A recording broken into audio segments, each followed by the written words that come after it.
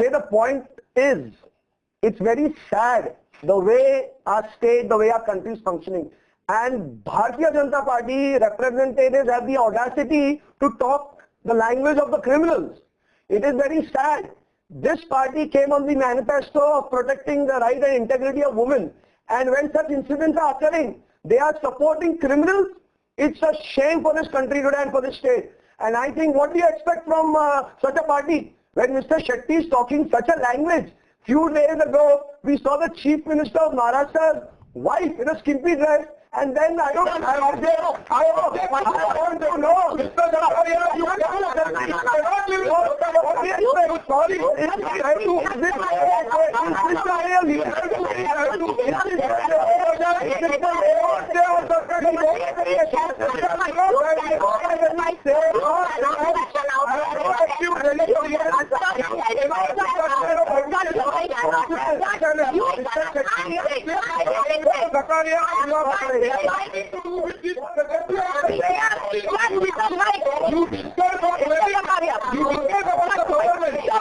Stop it!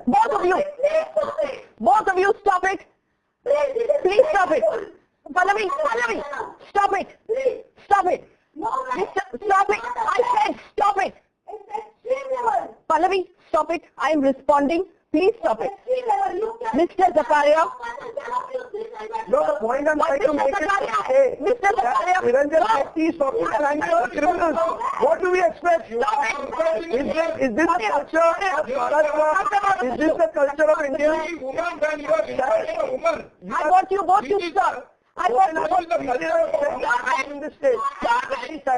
Zakaria, stop it. Please sit down. Viewers, I apologize for that untimely break, but we had to take a break because of the ruckus in the studio in reaction to the comment made by Mr. Zakaria, Secretary of the Maharashtra Congress. He brought up the attire of Mrs. Fadnavis. In my opinion, Mr. Zakaria, you have insulted not just the woman you have named, but all of the women in the studio and all of whom were listening. It is this sort of behavior that leads to the crime that we're talking about today. It is not up to you, Mr. Zakaria, to decide what we can and cannot wear. It is not up to you to decide whether our clothes are skimpy or revealing or in any way, your business at all. You are not the boss of any woman in this state or in this country. I will not tolerate personal comments made about clothing of women. This is exactly the conversation we're having today. You have not just embarrassed my studio and my entire panel, you have embarrassed, in my opinion, the party that you represent. I believe you should apologize to the rest of my panelists. I believe you should apologize to the women who are watching. And I first will begin, and I will take the first step, and I will apologize that on my panel a comment like this was made. I apologize to Mrs. Fadnavis. It was completely uncalled for, and it will never happen again. As a woman, I am ashamed that it happened on my panel. I apologize to the women who are watching. Mr. Zakaria, a young woman has lost her life. This is the conversation we're having today. Women in the state of Maharashtra and women in the city of Mumbai feel unsafe because men are talking about what we wear, where we go, how late we stay out at night. It is this sort of talk that leads to this sort of situation.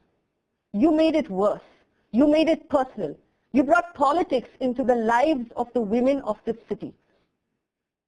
I demand, in good faith, to the people who sent you here, to remind our viewers, the invitation goes out to the Indian National Congress and they appoint a spokesperson. We do not choose these spokespeople ourselves. They have appointed you to this seat. In the good faith of the people who sent you here, I demand that you apologize to Mrs. Fadnavis and to the women on this panel and to the women who are watching my show. If you are not prepared to apologize, then please quietly leave this discussion. Mr. Zakaria. What I said was when Mr. Shetty was talking, he was talking the language of the criminals. You are talking. And let me complete. You ask me a question. You are talking. Please. No, I didn't ask you a question. I asked Let me make my point. You spoke for a minute or two. I think I have the right to speak for another minute or two. I don't think you have a right to speak until you apologize. And if they talk a language of criminals, all I said that is this the example when you're a leader.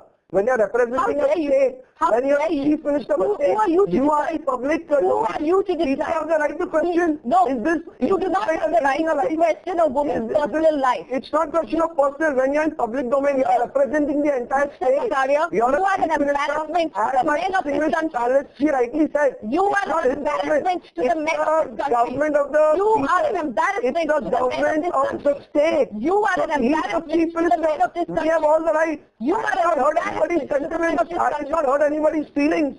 I have not make it personal. All I'm saying that the language of Mr. Shetty is shocking. The language that you are talking is more of Bharatiya Janata Party.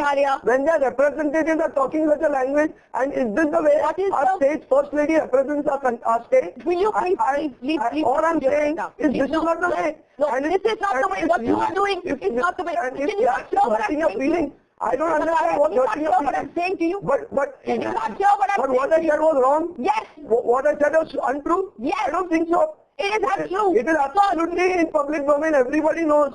Our culture, our tradition, our values. I'm talking about India. I'm talking about India. I'm talking about Maharashtra. I'm talking about Bombay. You are a small, I was raised by a mother. I have a wife. I have a lot of respect for women. I have a lot of respect and honor for women. And if you're responsible like statesmen, I don't know from where you're coming up with ideas. And I have a lot of honor and respect for all women of this country, all women of this state, and every single person. You don't. And I don't know why I've been hearing a debate from this poor lady who was raped, who was killed, who was murdered, and the government of Maharashtra and the chief minister of the home department, he has responsibility to answer to the people of the state. No, I think he should formally resign. I'm sending you in to what Mr. Zakaria to continue out of this. Out of your studio on live television. It's the media who's changing the perception of people. I'm having Mr. Zakaria escorted out of this studio hearing the debate on live television because Mr. Zakaria, in my opinion, has no respect for women. He has no respect for women. I have given him time. I have given him time to apologize.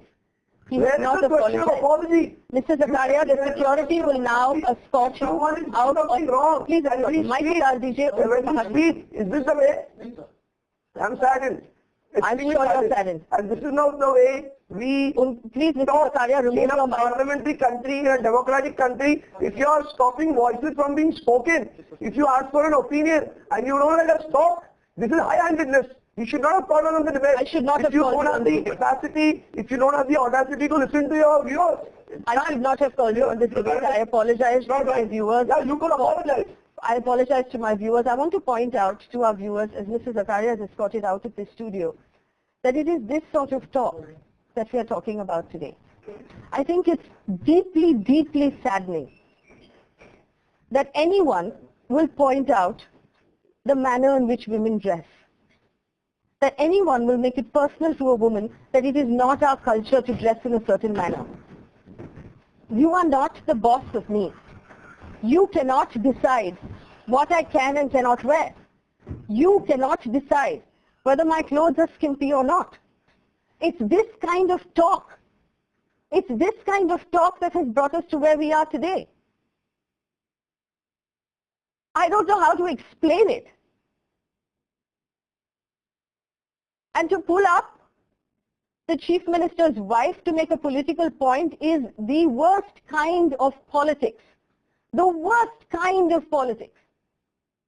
On an evening when we are discussing crime, brutal crime against women, on an evening when we are discussing the lack of respect for women, when someone walks into a live television studio and talks about skimpy clothing, there can be nothing worse. It's not about mothers and daughters. It's about simple human dignity. Men are allowed to wear whatever they want. Men can go wherever they want. They can do whatever they want. Why question women? Why can't we be awarded the basic dignity that a human being deserves? Why do we have to sit here and put up with this sort of thing? From the people who represent us in government, who call themselves leaders,